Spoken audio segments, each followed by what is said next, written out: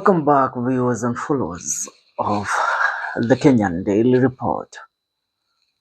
The Elbagon case and the murder of activist Richard Otieno, or Richard Raymond, or RR, is a story that really has caught the attention, the attention of the whole country at large. And now the young men and women of the Republic of Kenya are now thinking on another perspective. Because tell me why somebody, because of calling the government to account and mostly calling his member of parliament to account for the things that have been going wrong in his constituency, should just be killed for that. Honorable Kuria Kimani, the member of parliament of Molo, was one of the many MPs that faced the wrath of the Gen Z during the Kenya Kwanza, during the 2024 demonstration. The Gen Z maandamano. Remember, his house was torched down. But this young man, by the name of the Molo president, has remained to be a vocal critic of Bwana Kuria Kimani for a very long time. Today morning, his lifeless body was discovered at the gate of his house. The residents of Elbagon town, Molo constituency in Nakuru County, on Sunday stormed Elbagon police station following the murder of activist Richard Otieno, alias Molo president. Otieno was attacked and killed by unknown assailants on Saturday night as he headed home just 200 meters from Elbagon police station.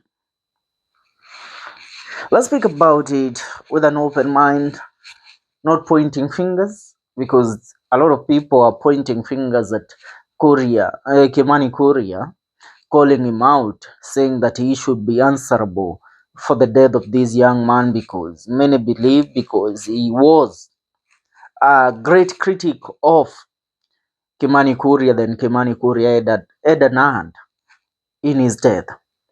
This was a young man who led the Gen Z during the maandamano of the year 2024. Richard Otieno is not a man that you would scare off easily. During the Gen Z revolution in the year 2024, Richard Otieno was arrested more than 5 times. And he was arrested for being a critic of the government, for calling his member of parliament to take action on the things that were not working right in Molo constituency. In November last year, the young man, Richard Otieno, published something that really caught my attention when I was looking at his story right now. On 12th November 2024, the Molo president, Richard Raymond, said that Elbagon Ward Molo constituency.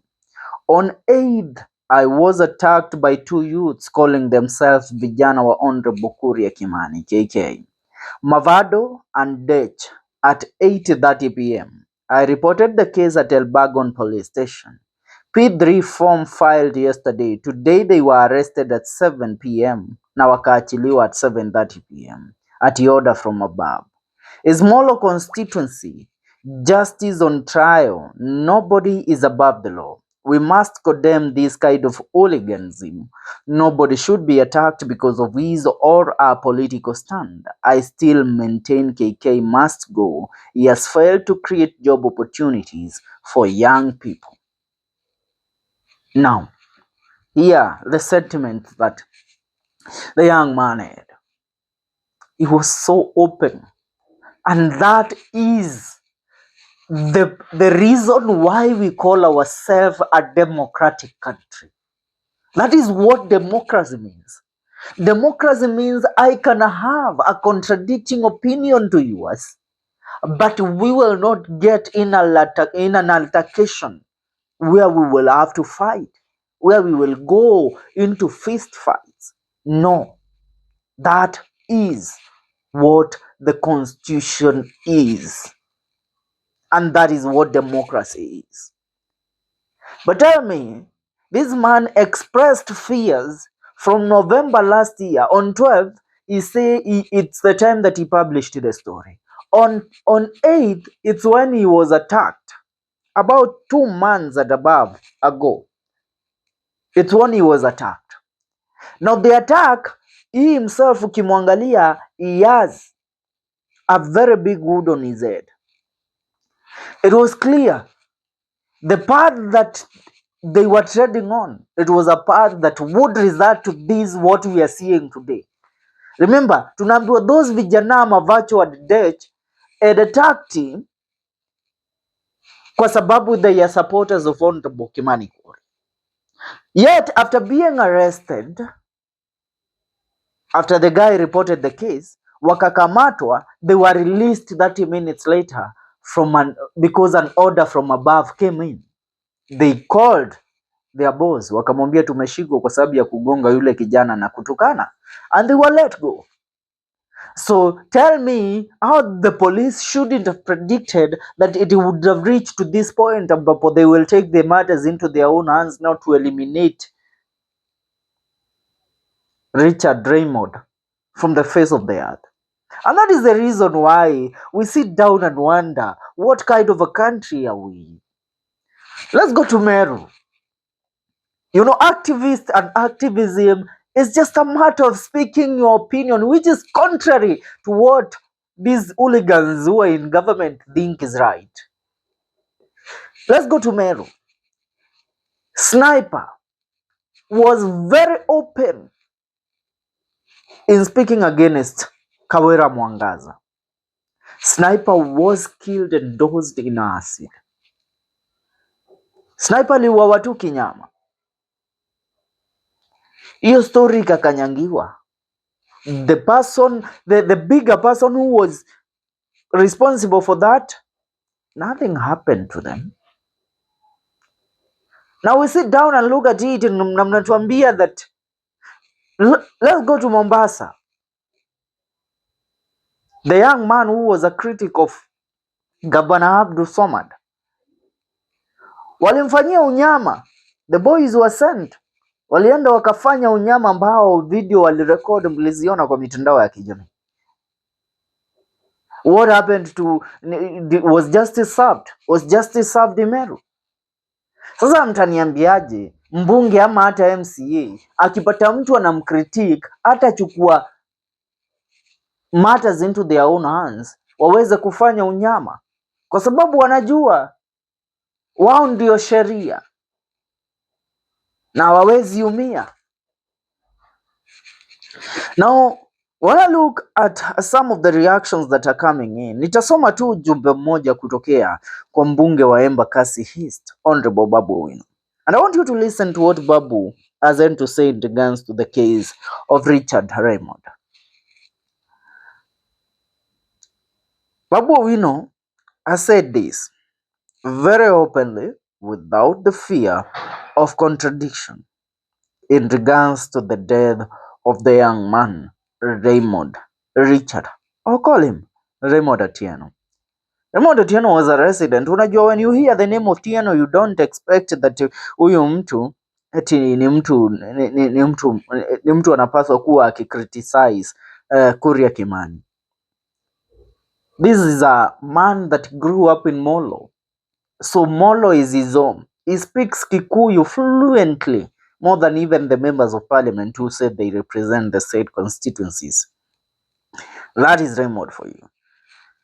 And while he was speaking, the last time he was speaking in public, because the people of that area walimpenda sana, he was given opportunities several times to address the people. And when he took the mic, he called out Honorable Kimani Kuria openly. Nataka msikize Babu Owino. Anasema hivi Babu.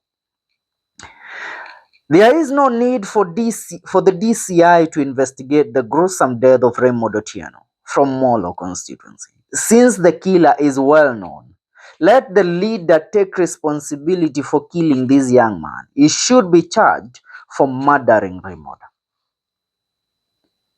Babu anasema Kimani Kuria should be answerable for the death of Raymond Otieno. You know, some matters you think because they involve a constituency, they will not fight their way into the national news. And so people go ahead to do nonsense, like taking the young men out. I sit down, resonate, and try to wonder where we are headed to as a country. Kama my opinion will be my death sentence, then what type of a country am I living in? Because we are told that the constitution defines democracy. The constitution defines democracy. And we, as the people of a certain constituency or a certain county or ward, have the right to call our leaders into account when we feel they're messing or they're treading on the wrong path. But tell me why you shouldn't take my criticism positively, or just let it be naysay. Let it pass. Instead of you taking the point of eliminating me from the face of the earth. Raymond Otieno had a very young kid. He has a wife that he has left behind. A very beautiful family. Na hii familia imeachwa kwa mangaiko sasa. A very beautiful young family. Now the family has been left to cry right now for the right which we all know they won't get. Listen to Cornelius Rono as he gives his opinion in regards to this matter. He says, Richard Otieno was killed because he refused to join Kimani Kuria's praise and worship choir. Why take the life of a young family man just because he disagrees with your political affiliations? May the blood of Richard Raymond haunt the killers forever. Now, another thing that has also come to my attention is that Raymond Otieno was among the Gen Z that led the youths in demonstrations during the 2024 Andamano. And he was among those that stormed, I believe to have stormed the home of Kimani Kuria.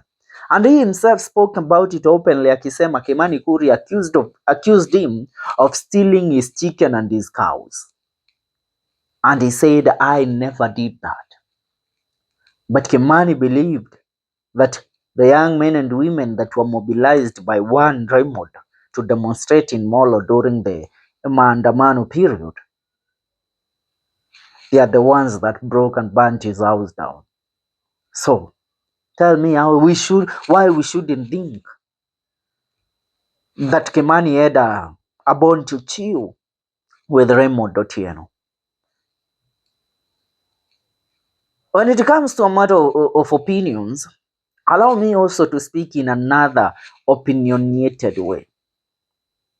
Somebody is selling us an ideology of yo. Look at it in this perception that there are people who are political competitors to Kimani Kuria, and they know his biggest critic is Raymond Otieno. So if they kill Raymond Otieno, then the whole thing, the whole blame will fall on Kimani Kuria. And there is no way people are going to believe that Kimani Kuria is innocent of killing the man that hated and exposed him most. So they believed that Kimani Kuria will be prosecuted and will face the wrath of the people of Molo, because the people of Molo would believe that Kimani Kuria was the one that was responsible for Raymond Otieno's murder. That is another narrative that has been sold out to me, and I have tried to weigh on it. But in the current country and the current times that we are living in, there is no room of conspiracy theories. There is no room of conspiracies. No. These people hit the nail on the head. They don't care. They don't want something that they do to go unnoticed sometimes. They even want to kill so that you will know they killed. You all saw what happened in Mombasa. They all knew that tutamtaja gavana, tunamtaja gavana, ndiye ametutuma, ndiye amesema tufanye hiki kitendo.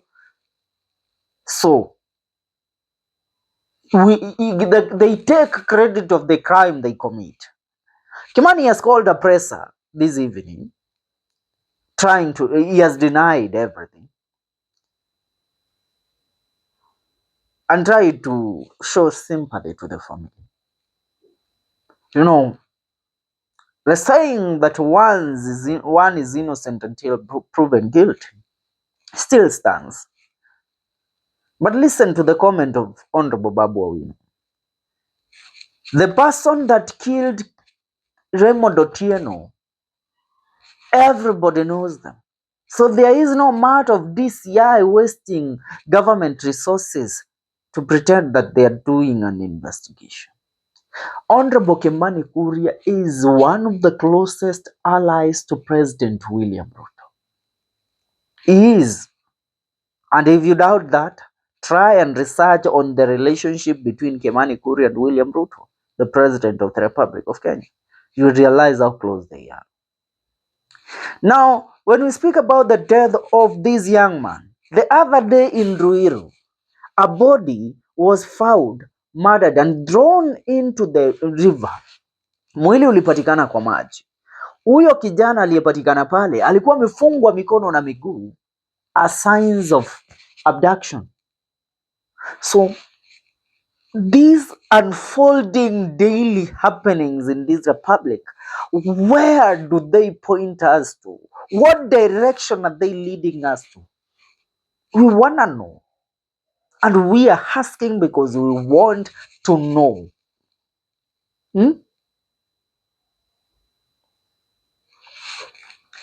Now, let me see what other Kenyans are saying in regards to the happenings that, in regards to the death of the young man, Raymond. Namwona Julius Kamau akisema revealed. Molo MP Kimani Kuria is now being blamed for the death of Richard Otieno, a very vocal critic of the Kenya Kwanza government from Elbagon town.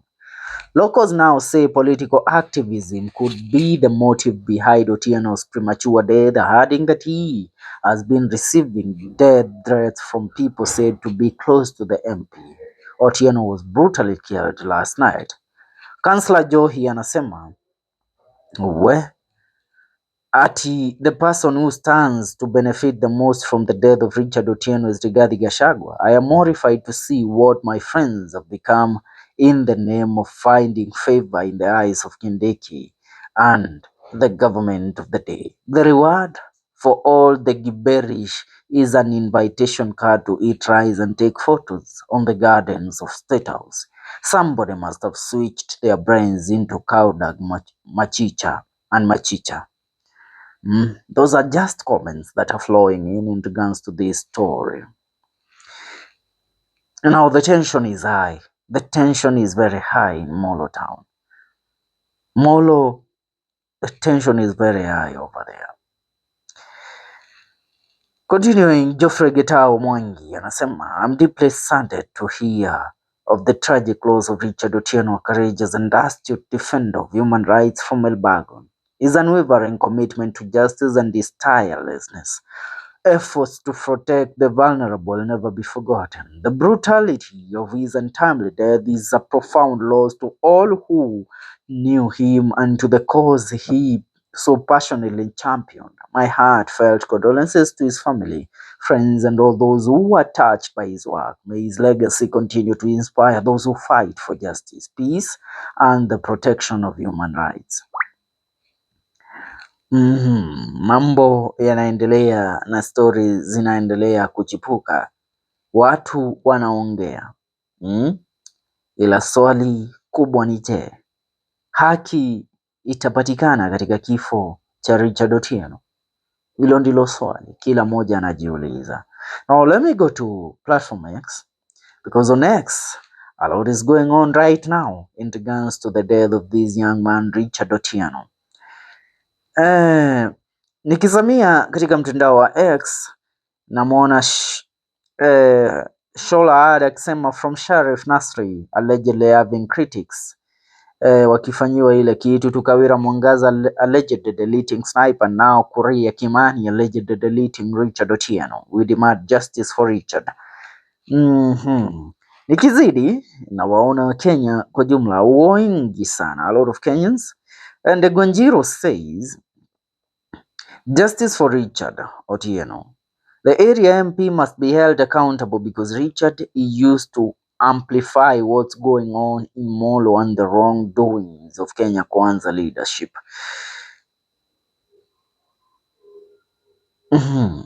Vika Orochi anasema no one deserves this kind of goodbye, and the people who did this will never know peace in their life. Yeah, Wakenya wengi wanaongea. You know, sometimes it's better even to abduct somebody and leave them and then release them after some time. But you know, when it comes to the story of this young man, there is even a screenshot that is going on social media where the Diagoi KK Kikuyu, I mean Kimani Kuria bodyguard, alikuwa a screenshot of a conversation between him and certain somebody. Alikuwa anasema hivi, huyu Raymond is really getting out of limit. Let's do something. KK is your agenda. You will be shocked. Na mwingine akisema nimefanya nini bro? Anaambiwa what's this? I've not seen anything bad with that bro. I'm doing opposition job. I'm here to keep Molo leadership on toes so long as it's not abusive criticism. Now this was a conversation between the one person called Diagoi, who is believed to be Kimani Kuria's bodyguard, and the late Raymond Otieno. Now, Honorable Oscar Wanjala anasema we are not safer for as long as William Ruto is in power. I remember at one point they promised us mambo ni matatu, government critic, and mobilizer Richard Elias Molo president was murdered for speaking his mind. Mambo ni kama hayo dao. So tell me what you think about the current story that is currently making headlines in the country. Achia maoni kwenye comment section. Tungane katika video zetu zijazo. This is the Kenyan Daily Report.